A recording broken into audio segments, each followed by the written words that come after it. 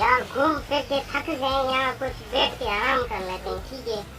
अच्छा तो आप जूतों को यहाँ रखते थे यार, बहुत थक गए।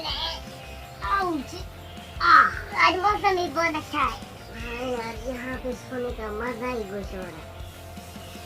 हाँ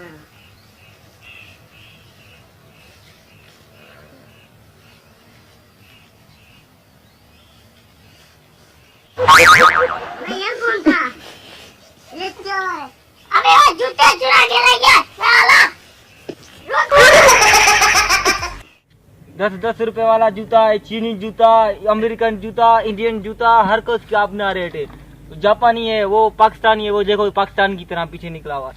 10-10 रुपए वाला ले लो जूता, 5 वाला ले लो, 2 रुपए वाला ले लो। आ जाओ भाई, आ जाओ भाई, सेल लगी हुई है, आ जाओ भाई, आ जाओ। जूते ले लो, जूते ले लो। पानी तो यार थोड़ा पी लें।